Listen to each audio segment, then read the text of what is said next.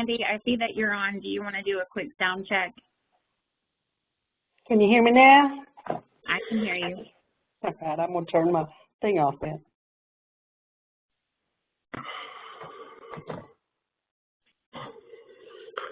Brandon, we'll get started promptly at 1, so you can just kick it off when it's 1 o'clock. I know we've got about a minute.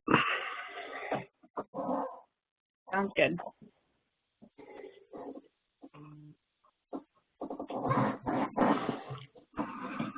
Good afternoon, everyone.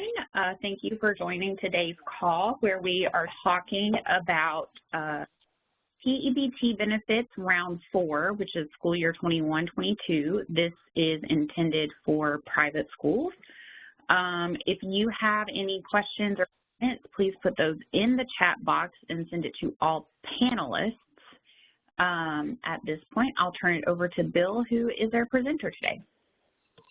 Thank you, Randa. I'm Bill Byford. I'm the Assistant Commissioner of District Operations for the Department of Education. I want to welcome all our private school friends out there on our informational webinar today, and we are talking about pandemic electronic benefit transfer for the 21-22 school year. It is round 4. There are some nuanced differences from previous rounds, therefore the informational webinar. We want to catch up to speed on all the new business rules and the expectations for round 4, and we'll be glad to answer any questions after the presentation, and we'll get you an email out this afternoon with the same information on it so you can check it out, and hopefully you won't have any questions. If you do, feel free to reach out and we'll answer them. We'll get started on our presentation for today. So, Best for All is kind of what we're doing for the state of Tennessee and our 1 million plus students all across this state, from Memphis to Mountain City and everywhere in between. We kind of reside down here in the student readiness column, where we serve the non-academic needs of all students in their career pathways. So we know that nutrition and sustenance services is what we do, and we appreciate your work out there in the field as well. We'll talk about our mission statement for our nutrition team, and that's to develop extraordinary school nutrition professionals and provide strategies to increase consumption of healthy school meals. We have 2 guiding principles with our P-EBT work, and that is how this benefits students and how we can remove barriers for stakeholders to be able to do that. So it is our intention to make this as easy as we can on our nutrition professionals and our attendance folks and our headmasters of schools and directors of school out there. We hope you see some improvements from previous rounds as we go through the content today, but I wanted to talk about how we make decisions around here, and it's with students at the forefront of those decisions, and to minimize the burden on our personnel out in school districts and schools. Here's our objectives today. You'll hopefully leave this informational webinar with these things checked off. So, who is eligible? How attendance plays a role in the process for this round 4. The nutrition supervisor's role, the attendance supervisor's role, the department's role, TDHS's role, human services and TDOE collaborate around this work, so we'll let you know what we're both doing in those areas. And then the all-important timeline of events for round 4 and action items for your consideration over the next few days. So who is eligible for round 4? Well, you've got to be enrolled in a public or a private school. We're talking to private school folks today. School must be operating school breakfast program, national school lunch program, or the seamless summer option. You've got to be qualified to receive free and reduced price meals. As of, you see, we've got an X on those dates. The reason for that is we're still iterating on our state plan with USDA. So as soon as that gets finalized, we will populate that. But right now we're looking towards the end of April.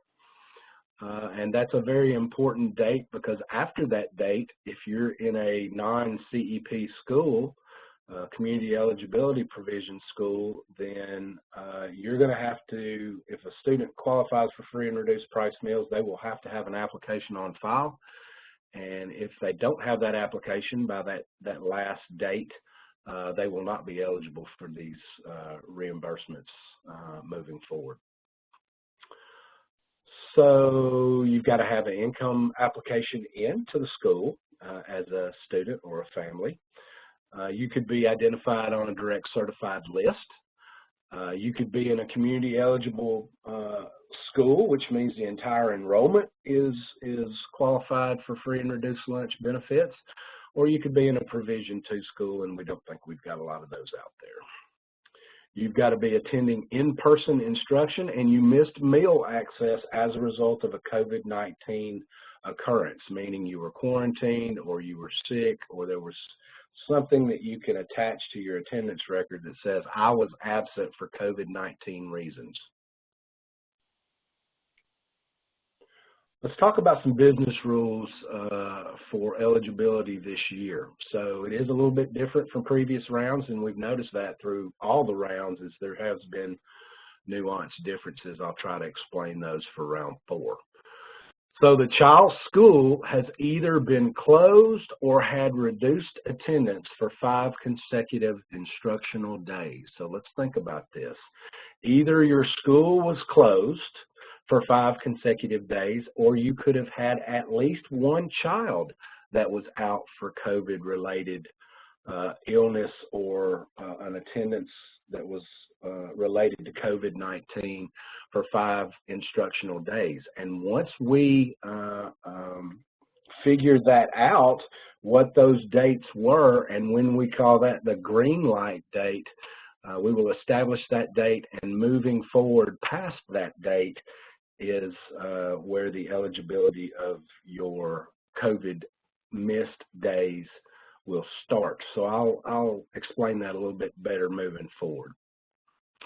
So when one child misses 5 consecutive days due to COVID, then the school becomes eligible. We call that green lighting. We have to establish when that green light date actually begins. What it means is eligible children enrolled in that school now meet the 5-day requirement moving forward. It doesn't have to reset. Whenever we establish that date, and you'll actually be the one who establishes that date, every date forward from that green lighting date, if a student misses for COVID-related reasons, then they will be eligible for the $7.10 benefit per day. P-EBT benefits are paid only when a school is green lighted and the child has a COVID-related absence. Absences due to COVID before the green light date are not eligible for payment and should not be submitted. So again, we will establish when that green light date is, and it's as of 1 or 2 reasons. Either the school was closed for 5 consecutive days due to COVID-19, or a child has missed 5 consecutive days due to COVID-19. On that 5th day of that first school closure or that first child absence for 5 consecutive days, on that last day will be the green light day. And I've got some visuals for you moving forward where maybe that'll be easier for you to understand. So here's some examples. Here's Hannah's story. So Hannah has missed 5 consecutive school days in August. We're going back to August 21 now. It was as a result of COVID. She did not miss any other days. Hannah has made the entire school eligible for benefits. She was the first student that you can qualify in your attendance record that has missed 5 consecutive days as a result of COVID. So you see she was present on the 10th through the 20th.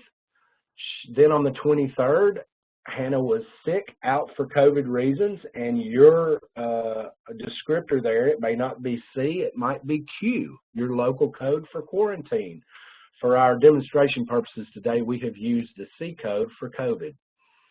So her first absence was on the 23rd. She was out on the 24th, the 25th, the 26th, and the 27th, which equaled 5 consecutive days. The school was greenlit on the 27th, so any benefits will be earned past that 27th date.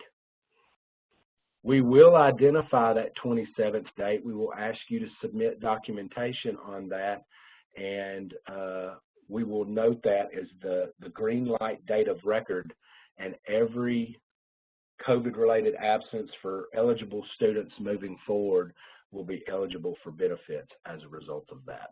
So you see at the bottom, she missed 5 days. Her benefit amount was $7.10 a day, hence the $35.50 that Hannah will be eligible to receive.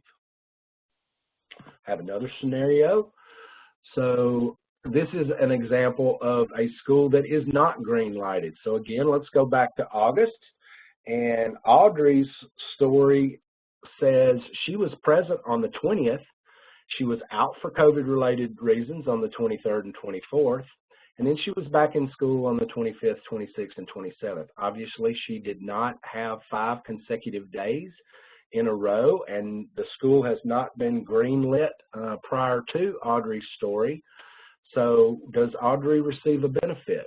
No, she does not. And the reason is because she was that first child that had COVID-related absences, but it did not total 5 consecutive days.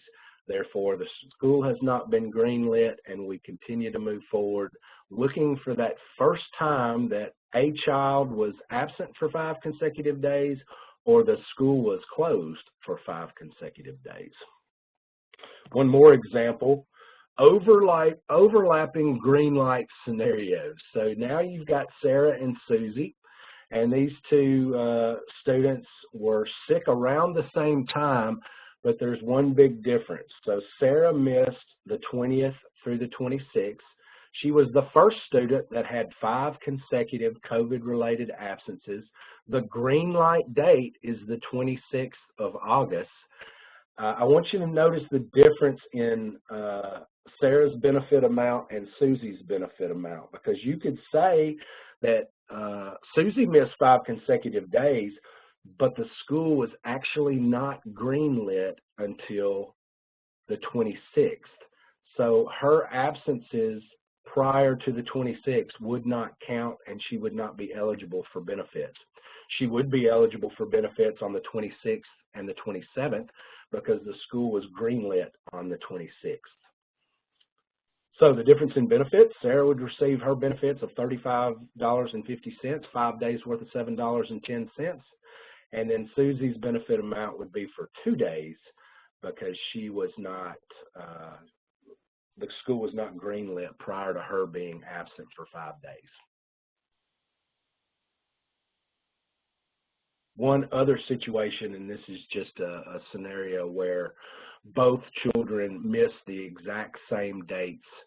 The school was greenlit as a result of that, and they received the same benefit amount.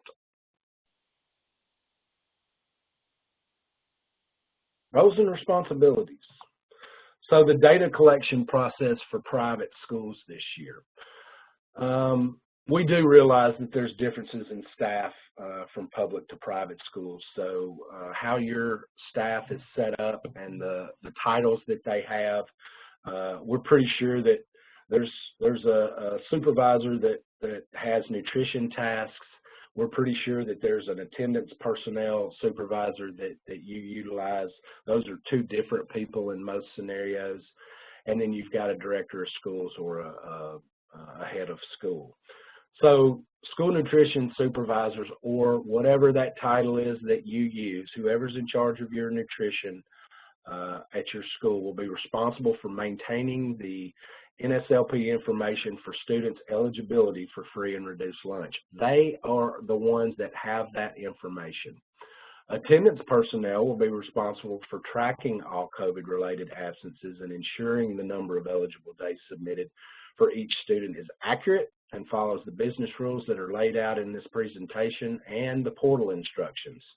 So we will ask you to submit information via our template into that portal, and you'll see really good instructions there on what to do and how to do it. After our call today, we will also send you that template so you can go ahead and get working on it, and a resource guide that gives you instructions there.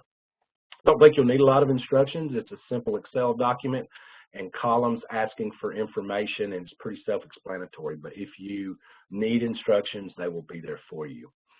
Your school's designated uploader will need to work closely with nutrition and attendance personnel to ensure correct and timely uploads. So again, you're probably going to have three folks at your school level that will be participating in this process: the nutrition supervisor, the attendance supervisor, and your school's headmaster or director.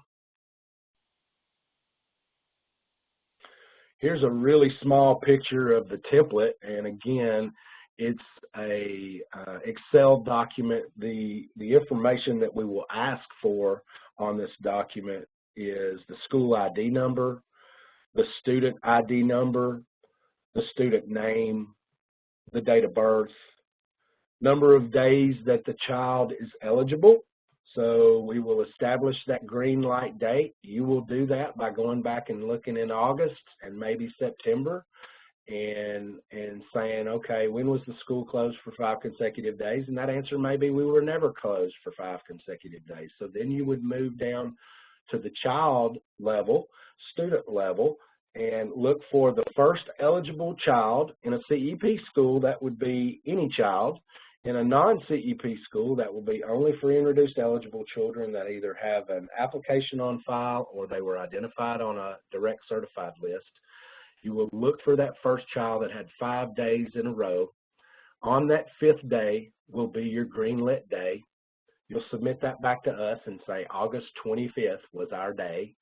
And then in that column F is where you put the eligible days after the green lit day, and you'll list all the kids that should receive a benefit as a result of that. So number of eligible days in column F. Mailing address for the student. If that student is a boarder, simply put the school address. We know we've got some private schools that have students that are boarders. Feel free to put the school's address. We'll send that card to the school and you can distribute that to the student. Let's see. The county in which your school resides, and then the free and reduced approval month and approval year. Now, if you're a CEP school, you can simply put August 21 in column L and then in column M. So the approval month would be August, the approval year would be 2021.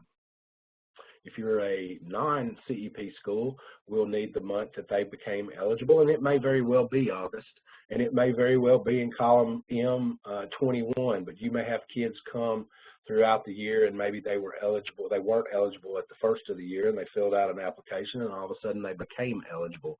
We'll need to know the month and year that they became eligible. We would not want to send benefits to uneligible kids. A little bit quickly on TDOE's role. So we collaborate with TDHS in writing the plan for the state of Tennessee. We communicate with Tennessee school districts and private schools on the business rules of the plan. We facilitate district actions and private school actions regarding successful implementation. We match attendance data with eligible students when we can, and that's only in a public school setting. So for private schools, you'll be submitting that attendance information for us. We support Tennessee districts with technical assistance when needed, and private schools as well. And we advocate for you guys when needed as well. We've got several scenarios where there were over-issuance, and we went to USDA and advocated on your behalf for those type situations. TDHS's role,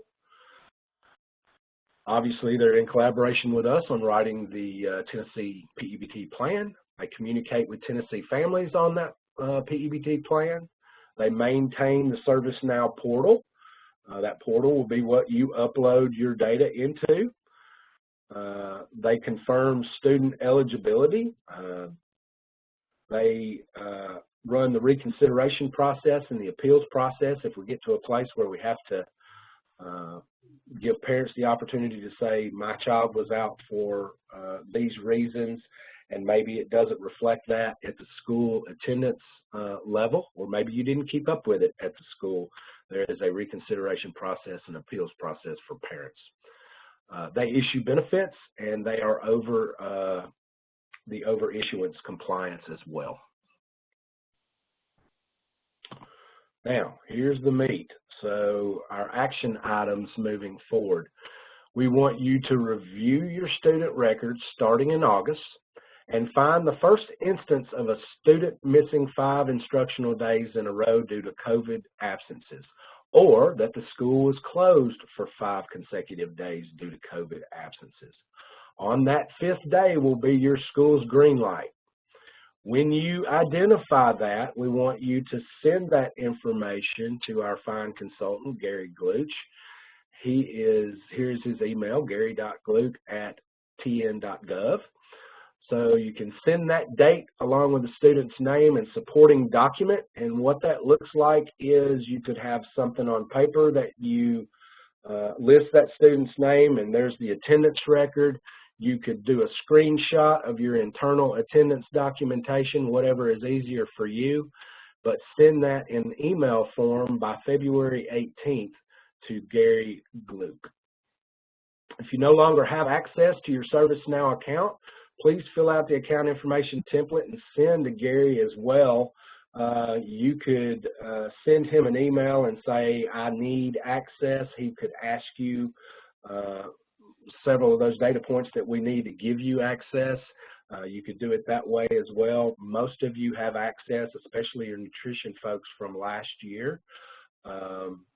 So probably, unless you've got new personnel, you probably already have access. The portal opens tomorrow, so you can absolutely go in there and see if you can have access rights. And if you don't, send us an email and we'll get you those access rights. But we want to make sure that you have the ability to do that. So obviously we've got some timelines in here. You see the February 18th timeline, and I'll show you a visual here moving forward. But the portal opens tomorrow, actually, which gives you about 8 days to go back and look at your attendance, figure out when that green light date is, and then start submitting eligible students for COVID-related absences. Again, if you're a CEP school, you're looking at your total enrollment. You don't have to submit your total enrollment. You just have to submit students that were out as a result of COVID-19, and you can look across your total enrollment to find those kids. If you're a non-CEP school, you are just looking at attendance records for qualifying kids. You're not looking at your total enrollment.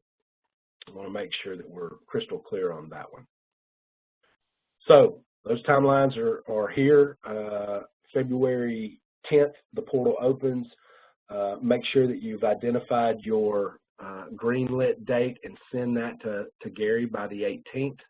You can start submitting the template for students who qualify for these benefits on the 10th and after, and obviously these dates are here. Let's show you I think I wrote it down in written form, and then I've got a visual on the next slide. But we're here on February 9th, giving this informational webinar and sharing some documents with you after this call. We will send you an email and share the template, the upload template, the resource guide, the PowerPoint. I'm going to send you the PowerPoint as well, and you'll receive that today. On the 10th, the ServiceNow portal is open for district template upload for each month. What you can do is go ahead and submit August through January and submit all those in one batch, and then we'll have another opportunity down the line, and we'll talk about it here. I think it's May 10th, where you can submit for the remaining months throughout the year. There's your February 18th for the deadline for you to identify when your green light date is for your school and send that to Gary. April TBD deadline for all outstanding applications. We will communicate with you as soon as that state plan is finalized and approved what that date is, because after that date, if you don't have an application on file, you will not be eligible for benefits as a student. Again, on May 10th, you can submit the remaining months that you have after, so February through the end of the year, or through at least May 10th, and then any cleanup will be in that June date where we, if school ran long past when you last submitted, you can submit, and you know, any other needs that you might have as far as cleanup there. The ServiceNow portal will close in that June time frame, and we will communicate exactly. All that is contingent on the state plan being approved at the federal level, so that's why you see the TBD there. Here's our visual. Maybe this will help some people. I'm a visual learner, so here's our distribution timeline. So the portal opens on February 10th, and you can submit your green light to Gary by the 18th. You can identify all the kids in your CEP school that qualify. You can identify all your kids in non-CEP CEP schools that are free and reduced eligible that qualify. And then there's that final day of NSLP applications, again, April, but to be determined. There's your second May 10th submission. So anything that you have not submitted by then, we're asking for August through January on the first submission. But anything February through, you know, May 9th, we're asking for on May 10th. The first benefit payment will be on or around May 30th, and they will be for it's a batch payment. So if you had a child that qualified for $35.50 in August and $7.10 in September and on down the line, they will receive one benefit payment for August through April on or around May 30th. And then on June 10th, they will receive another benefit for those additional months, May through June. And then there's our second benefit, that June 10th is when you submit the information on those months past February. At the end there, the July TBD, that'll be the second benefit payment and a kind of a cleanup for us. I want you to recognize the language at the bottom of this graphic, submission recommendations. Review all absences for COVID through January and submit these benefit months into the portal by February 18th. That is kind of what I was getting at with August through January, and then continue monthly submissions as attendance is finalized by the 10th of each month. You can do that, or you can wait,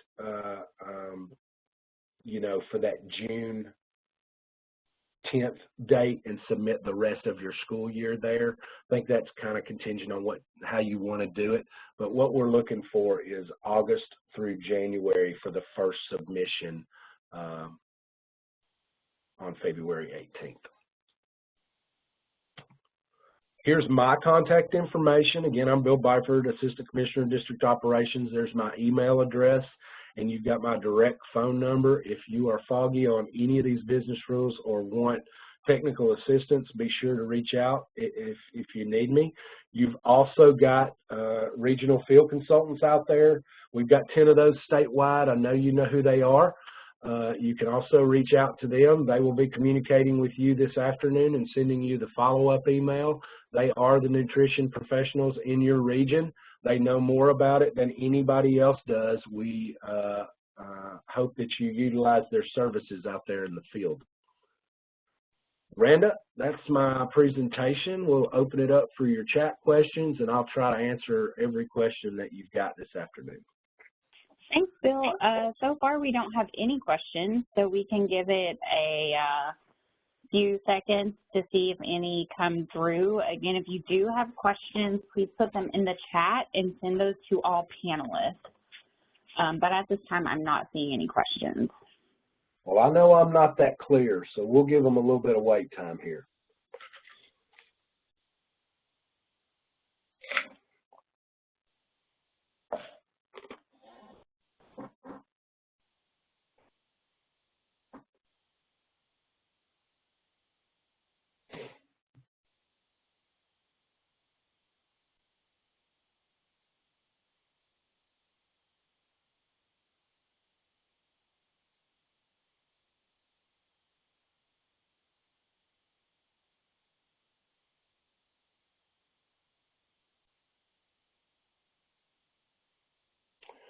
Well, I want to thank you for joining today, and I also want to thank you for your work over the previous rounds and what you'll do here. Your additional workload will mean that eligible students will qualify for benefits that they've earned, and the money that they get will be utilized for food and sustenance for their benefits, so we appreciate what you've done. Obviously, if you've got questions prior to these timelines, feel free to reach out to your regional consultant. You've got my contact information here. Feel free to shoot me an email or send me call me on the phone, whichever you prefer. We appreciate you joining the informational webinar today. Randa, did we have any questions come through before we sign off? Nope, there were no questions that came through, so I'll just echo what you said and thank everyone for signing on today. Thank you. Reach out if you need us.